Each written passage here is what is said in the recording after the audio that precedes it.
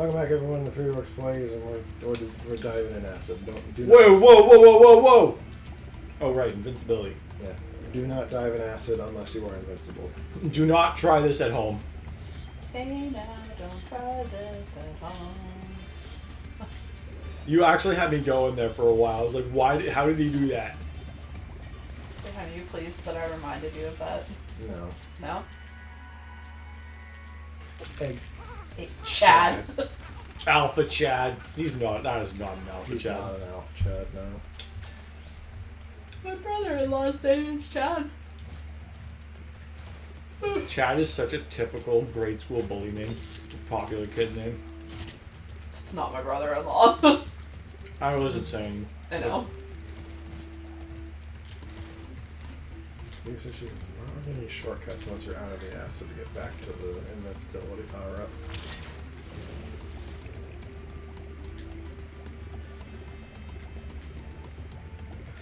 This looks incredibly dangerous. Someone's sure to get killed. Fry. Bandit Leela. Damn you, old man!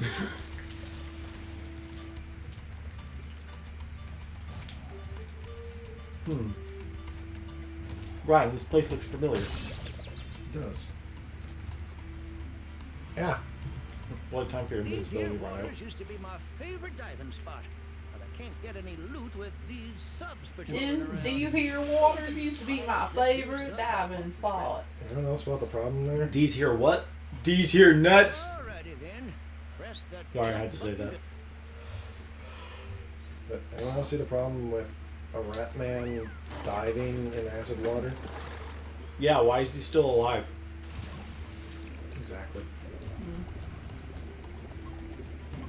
How is anything here still alive?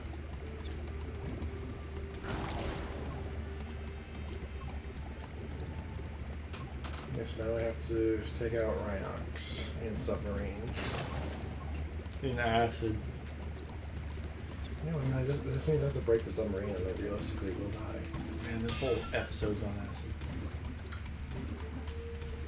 Or should I say this whole episode's in acid? Oh my god, they're so funny. I know.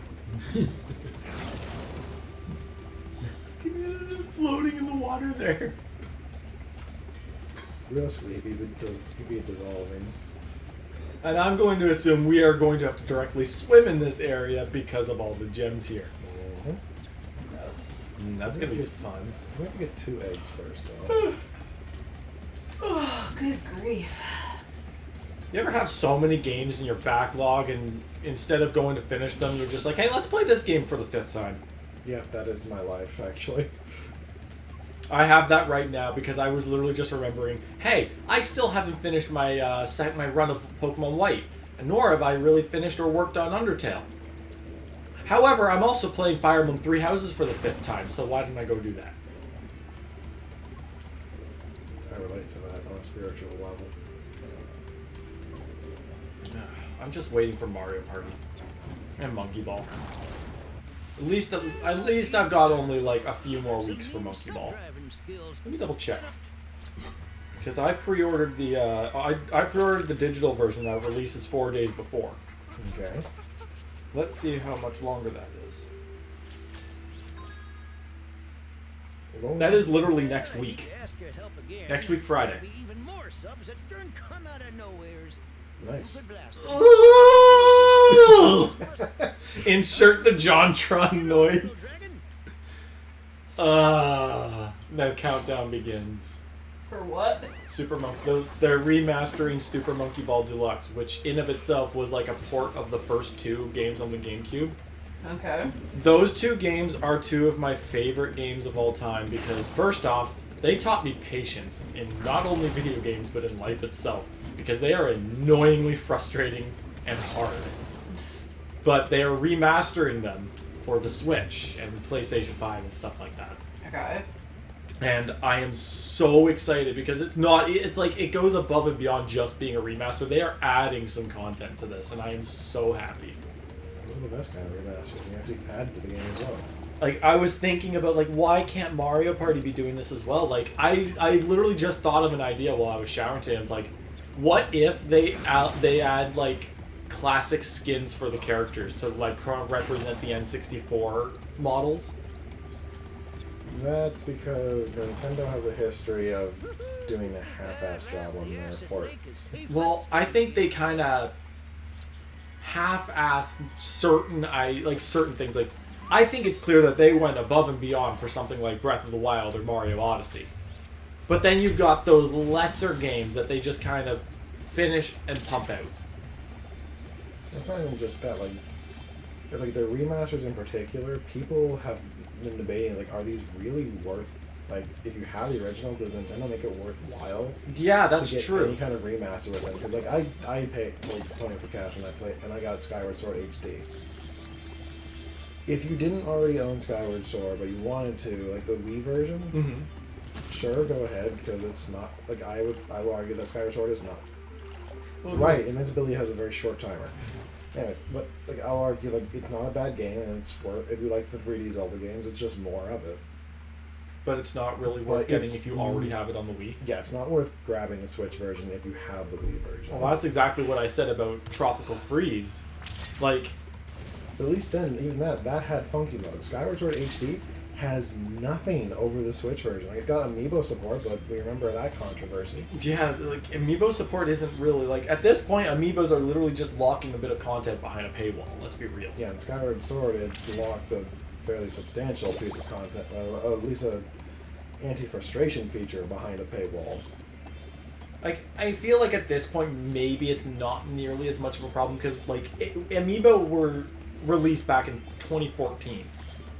I think a lot of people are going to have at least one Link amiibo at this point, especially if you're going for the Skyward Sword, which is a very particular amiibo. Oh, which one is it? Oh, is it the one that was released alongside it? The Zelda and her Loftwing? Okay, that's a different story. That one allows you to travel from the land to the sky and back again.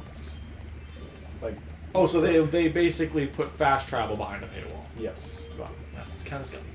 Yes, especially because flying is not the most enjoyable. Things about God to damn run it. out. You have to do it all in one go. No, the gems stay in my inventory. But it's just... But yeah, they literally locked fast traveling behind it was a more expensive amiibo, too. Oh, that's no fun.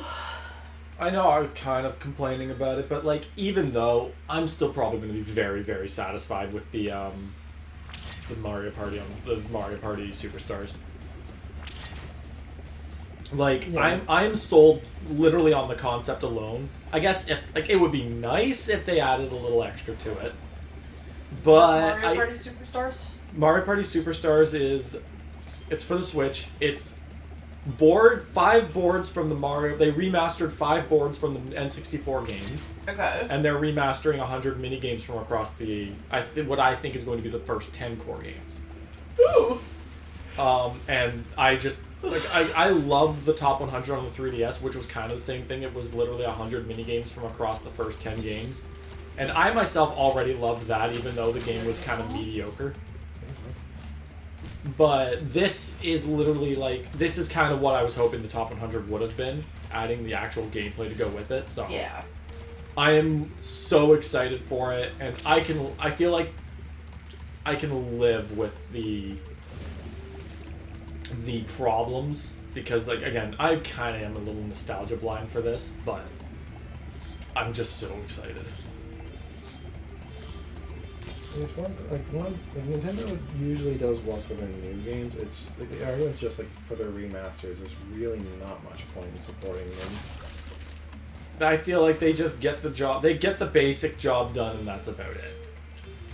Like, at least with, like, the Reignited trilogy and the Insane trilogy, for example, these are remasters of games from at the time, what was it, 3 console generations ago? Yeah. PS4, PS1. And yeah, these games definitely could have, and they're not, like, just ports of the game, they're actually touched up versions.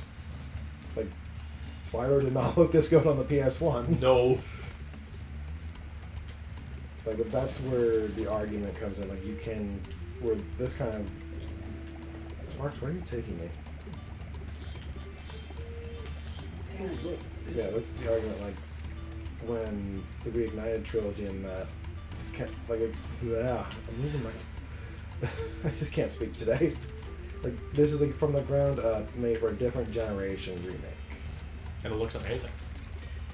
It's not without faults, obviously. Yeah. But yeah, like, it is something that's worth... And it's not even like a price as a full price game. It was given a discounted price in comparison to a new AAA game, which is always a plus. I think in recent history, I think one of Nintendo's, or at least Mario especially, one of his better remasters / remakes was the Superstar Saga remake on the 3DS. It had, first off, the Dream Teams, I know a lot of people really like the original sprite work from, like, Bowser's Inside Story and stuff, but I've thoroughly enjoyed Dream Team's sprite work. And it uses that art style and that style to it, which I think made it look good. But on top of that, it had a lot of really much needed quality of life changes. But therein lies the one thing that it's just, they didn't really add much to it. Like... Where am I going? I'd say that even if you owned the original Superstar Saga, I would still recommend getting the 3DS port or 3DS remake because, again, quality of life changes. But aside from, again, amiibo support and the Bowser Jr.'s Journey or the Minions Adventure, they didn't add a lot to the game. Like, you would think that maybe they would have at least added a boss arena like they did in Bowser's Inside Story and Dream Team. And then the Bowser's Inside Story remake. Again, a few quality of life changes, but other than that, there was not much added to that game. Sparks, are you high on something? Oh, okay. No, I don't think he's high, Ryan. I think he's, just pointing. Which is kind of very rude. Confused where he was pointing. It was not my intention to spend 2 levels. God damn it, Sparks. What? There is a chest up there. There we go. I think I need to go from the bow of the ship of the map into the level zone. Yeah.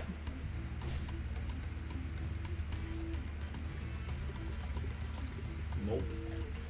Gosh, darn it. Sparks, I blame you. Damn it, Bobby. I was literally just about to do that. Anyway, but on top of like remakes, like even like some people were giving Bowser's Inside Story kind of a hard time as a remaster, and I kind of get it, but at the same time, one of the arguments I've seen is like it was a 3DS game that was a remake of a DS game. It's like, yeah, you can make the argument that you don't need as much of a remaster for that kind of one generation. I kind of agree to that. Like, Bowser's Inside Story, no offense, I don't think, given the reception the original game had, I don't think Bowser's Inside Story was the first game that needed a remake in that series.